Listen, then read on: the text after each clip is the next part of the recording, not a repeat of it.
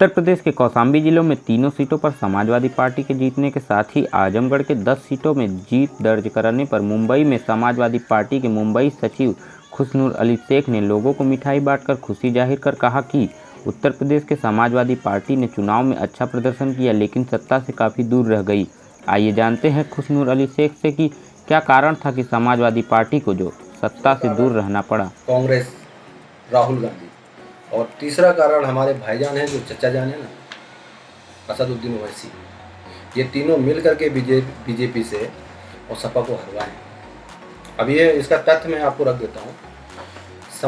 पहला असदुद्दीन ओवैसी का आप समझिए। असदुद्दीन ओवैसी ने 103 सीट पे अपने कैंडिडेट खड़ा किए। एक सीट निकालने की इनकी ताकत नहीं थी और यहाँ से जाकर के 103 सीट पे वो इलेक्शन लड़ रहे। 103 सीट पे लड़ने के बाद 102 सीट पे इनकी जमानत जब्त हो गई। एक सीट पे कुछ वोट पाए। इन्होंने वोट काटे तो किसके वोट काटे? सारे सेकुलर वोट काटे। सेकंड पे आ जाओ राहुल गांधी। राहुल गांधी ने 402 सीट पे कैंडिडेट खड़ा किया। 402 सीट पे कैंडिडेट खड़ा करने के बाद इनका सिस्टम ऐसा था कि जहाँ पे मुस्लिम बहुल क्षेत्र था, जहाँ पे समाजवादी पार्टी ने मुस्लिम कैंडिडेट दिया, राहुल गांधी ने भी वहाँ पे मुस्लिम कैंडिडेट दिया। जहाँ पे समाजवादी पार्टी ने ठाकुर कैंडिडेट दिया, राहुल गांधी ने भी ठाकुर कैंडिडेट दे दिया। तो ये क्या कर रहे थे? ये खाली सपा के वोट को डाइवर्ट कर रहे थे। ठीक है, मायावती का वही हाल था।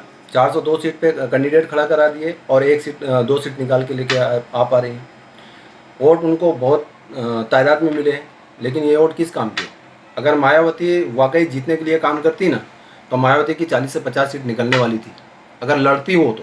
लेकिन वो लड़ी नहीं है, वो बीजेपी को जिताना था उनको। और ये तीनों लोग मिल करके सपा को हराएं। सपा हारी नहीं है। आज भी मैं चैलेंज करता हूँ कि खाली बीजेपी और सपा 2 ही कैंडिडेट लड़ें, और अगर बीजेपी जीत जाए तो मैं हिंदुस्तान छोड़ के चला जाऊँगा। आपका कहने का मतलब ये है कि इन लोगों सब मिलो के एक सुपारी लेकर के इन लोगों को बीजेपी के साथ दे के हरवाया गया। यस, बहुत लंबा पैसा मिला है। वो चाहे असदुद्दीन ओवैसी होवे या मायावती होवे, और राहुल गांधी की तो मैं बात कर नहीं सकता, क्योंकि ओवैसी को तो लोग मुस्लिम को हितैषी मानते, फिर मुस्लिम के वोट काटने क्या कर रही होंगे?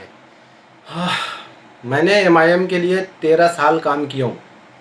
MIM को मुंबई में जब कोई जानता नहीं था, जनाब अकबरुद्दीन ओवैसी जब फर्स्ट टाइम होटल बलवासा आए थे, उस होटल बलवासा में जो रोज़ा अफ्तार की पार्टी रखी गई थी, उस पार्टी का मैं भी एक आदमी हूँ पार्टी में। और हमें भी ऐसी जुनून था, हमें भी ऐसी लग रहा था कि यही एक पार्टी है जो हमारे कौम के लिए बहुत अच्छा करने वाली है, लेकिन ऐसा कुछ निकला नहीं। ये नाम मात्र के हैं। ये अपने आप को बैरिस्टर असदुद्दीन ओवैसी लगाते हैं। हमें भी लगता था कि इनको बहुत अक्ल होगी, और लोग भी बोलते हैं कि हिंदुस्तान में अगर सबसे ज़्यादा पढ़ा लिखा कोई है तो असदुद्दीन ओवैसी हैं, लेकिन मेरे नज़र में नहीं है।